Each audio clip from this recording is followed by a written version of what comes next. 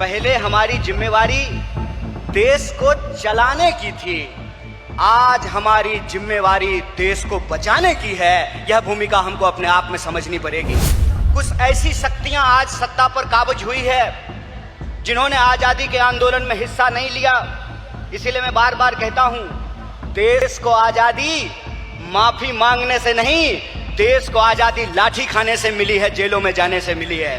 और मैं कांग्रेस के एक एक कार्यकर्ता को धन्यवाद देना चाहता हूं कि आप इस दौर में कांग्रेसी हैं जब लोग गद्दारी कर रहे हैं, कांग्रेस पार्टी के साथ बेवफाई कर रहे हैं, चंद दौलत के लिए, चंद सिक्कों की खनक के लिए अपनी पार्टी से गद्दारी करके उस विचारधारा से समझौता कर रहे हैं। दोस्तों, आज हमारे लिए बहुत गर्व का विषय है कि हम लोग एआईसीसी के सेशन में शामिल हो रहे हैं और ऐसी जगह पे शामिल हो रहे हैं जो अपने आप में एक ऐतिहासिक जगह है, इस देश के निर्माण में जिसकी बहुत बड़ी भूमिका है। और हम गुजरात में ये एआईसीसी सेशन इसलिए कर रहे हैं कि गुजरात में स्वतंत्रता आंदोलन की जड़ है। गुजरात वो भूमि है जहां हमारे राष्ट्रपिता महात्मा गांधी, सरदार वल्लभ भाई पटेल जी, दादा भाई नौरोजी जी का जन्म स्थान है, उनकी कर्मभूमि है। तो जब यहाँ पे एआईसीसी सेशन हो रहा है तो हमारा उद्देश्य यही है कि हम अपनी जड़ में जाएं, अपने जड़ को मजबूत करें, क्योंकि हमारे सामने एक बहुत बड़ी चुनौती है। चुनौती ये है कि हम आज़ादी के आंदोलन में शामिल हुए, देश को आज़ादी मिली और आज़ाद भारत के निर्माण में कांग्रेस पार्टी ने बहुत बड़ी भूमिका निभाई। पहले हमारी जिम्मेवारी देश को चलाने की थी, आज हमारी जिम्मेवारी देश को बचाने की है। यह भूमिका हमको अपने आप में समझनी पड़ेगी। देश को चलाने की जिम्मेवारी ऐसे थी कि देश आजाद हुआ, देश का संविधान बना और उस संविधान के आधार पर भारतीय लोकतंत्र फलना फूलना शुरू किया। कुछ दशकों के बाद कुछ ऐसी शक्तियां आज सत्ता पर काबिज हुई है जिन्होंने आजादी के आंदोलन में हिस्सा नहीं लिया। इसीलिए मैं बार बार कहता हूं, देश को आजादी माफी मांगने से नहीं, देश को आजादी लाठी खाने से मिली है, जेलों में जाने से मिली है। यह जो आजादी मिली है, इस आजादी को जो लोग मानते नहीं हैं, कहते हैं ना, जिन्होंने अपना खून पसीना नहीं बनाया हो घर को बनाने में, उनको घर की बचाने की कोई जद्दोजहद नहीं होती है। घर को जब बिगड़ रहा हो तो उनको कोई तकलीफ नहीं होती है। जो संविधान को बनाए हैं वही संविधान को बचाना चाहते हैं, जो आजादी दिलाए हैं वही आजादी को बचाना चाहते हैं, जो देश को बनाए हैं उन्हीं को देश को बचाना पड़ेगा। बताइए, कांग्रेस पार्टी का एक एक कार्यकर्ता जो देश की आजादी पर गर्व करता है, देश के स्वतंत्रता आंदोलन पर गर्व करता है, उस आजादी को बचाने के लिए आप संघर्ष करेंगे कि नहीं करेंगे? अगर आप संघर्ष करेंगे तो ये लड़ाई बिल्कुल आमने सामने की लड़ाई है।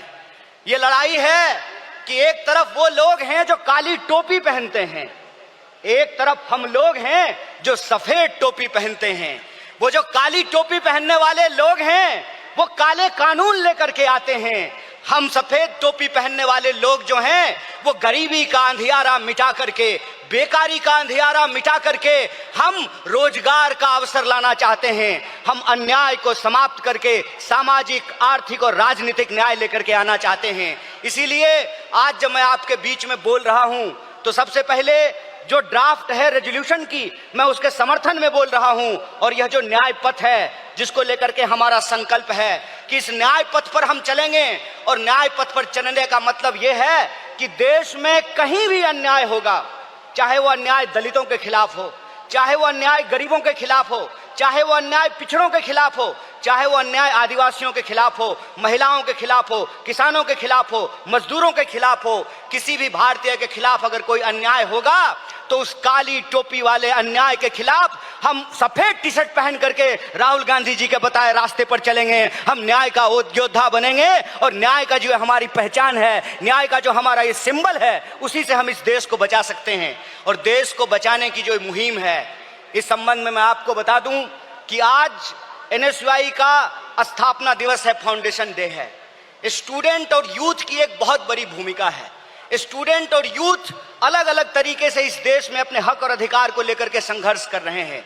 यह जो लड़ने वाले लोग हैं, जो न्याय के लिए लड़ रहे हैं वो असल में कांग्रेसी हैं, और जो विचारधारा से कांग्रेसी हैं उनको हमको साथ लेकर के आना पड़ेगा।